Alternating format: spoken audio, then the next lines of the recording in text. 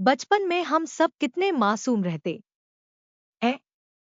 कोई भेद नहीं रहता, सबको देखकर एक सा रिस्पॉन्स देते हैं। कौन अमीर है कौन गरीब, यह सब का भेद नहीं।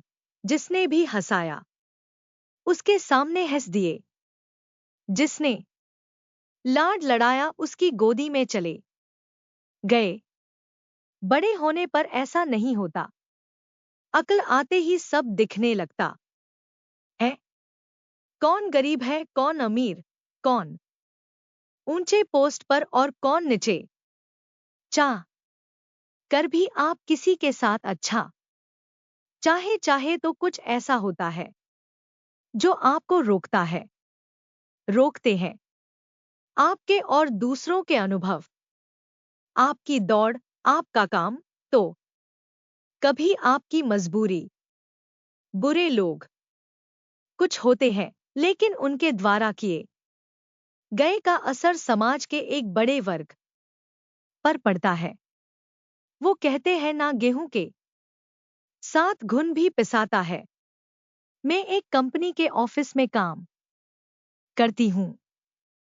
ऑफिस की बिल्डिंग में बहुत सारे दूसरे ऑफिस भी है। अभी कुछ दिन हुए मुझे ज्वाइन करें। यह मेरा पहला जॉब ही है। इसके पहले भी काम करती थी, लेकिन वो इतने बड़े ऑफिस में नहीं था। मेरा ऑफिस 5वें माले पर है। जाने ले लिए अच्छी लिफ्ट है। ऑफिस में चाय पानी की भी अच्छी व्यवस्था है। 9 से 5 का जॉब है। ऑफिस में कुछ ज्यादा काम भी नहीं है। सब कुछ अच्छा है, लेकिन सब कुछ अच्छा होने के बाद भी कुछ ऐसा था जिसने मुझे सोचने पर मजबूर कर दिया। ऑफिस का पानी। जब भी पानी पीती मुझे कुछ विचार उठते। उसका कारण यह नहीं था कि पानी अच्छा नहीं था या वो अच्छी जगह नहीं रखा था। पानी का अच्छा छोटा फिल्टर था, जिसके ऊपर पानी के केन उल्टी रखी जाती थी।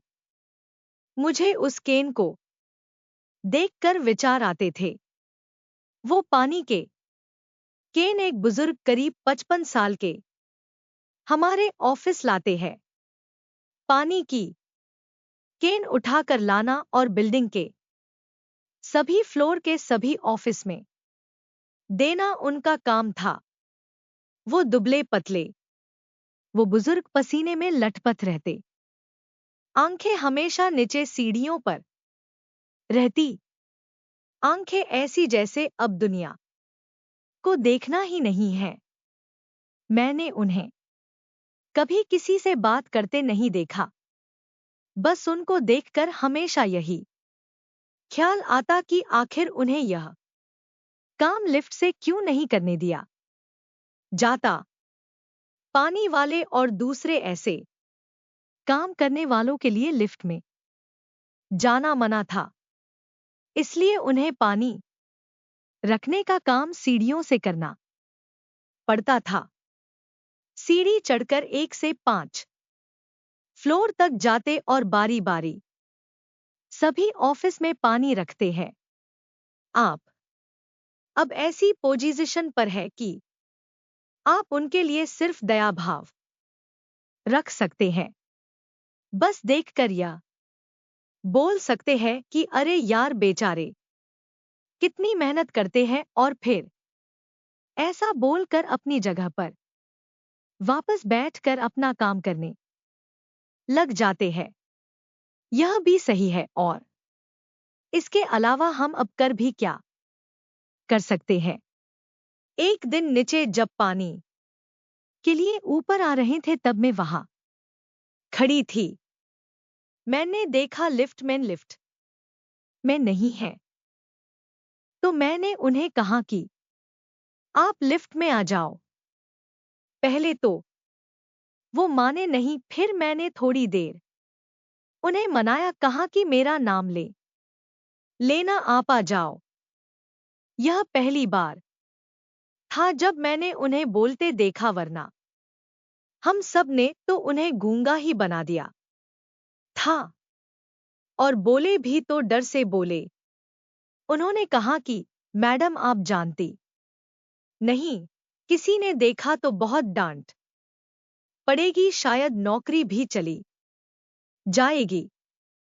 लिफ्ट में वो ऐसे खड़े थे जैसे कि कोई चोरी कर रहे हो। उनकी मजबूरी, बेचैनी और डर देखकर शायद समाज के कुछ वर्ग को अच्छा भी लगता होगा, क्योंकि डरा हुआ इंसान तो छोटा बना रहेगा और वो बड़े किसी को छोटा बनाकर ही बनते हैं।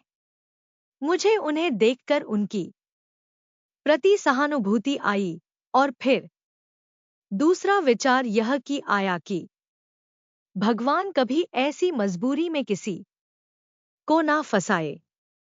हम सब इसी बात को धन्यवाद देते हैं कि चलो हमें भगवान ने ऐसा नहीं बताया, और जिन्हें बनाया उन्हें देखकर आगे बढ़ते हैं।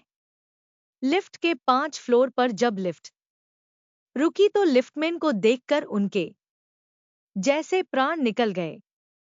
लिफ्टमैन कुछ बोलता उसके पहले मैंने बोला कि भैया, इनको मैंने बोला था लिफ्ट में आने के लिए।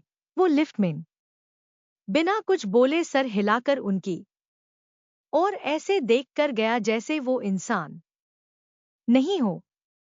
वो भी सर झुकाए निकल गए। ऑफिस में जाकर बैठी तो थोड़ी देर बाद बॉस ने बुला लिया। बात वही थी, लिफ्ट में पानी वाले को क्यों आने दिया। मुझे बोला कि आप यहां के रूल मत तोड़िए, इस बिल्डिंग में और भी ऑफिस है, सभी को वही लिफ्ट यूज करना है। लिफ्ट खराब हुई तो आपको उसका मेंटेनेंस चार्ज देना होगा। बस इतना तो काफी था मेरी अच्छाई और सहानुभूति को दबाने के लिए। अब मैं भी औरों की तरह बन जाऊंगी। लिफ्ट में आने के लिए उन्हें कभी गलती से भी ना बोलूंगी। समाज हमें कठोर बनाता जाता है।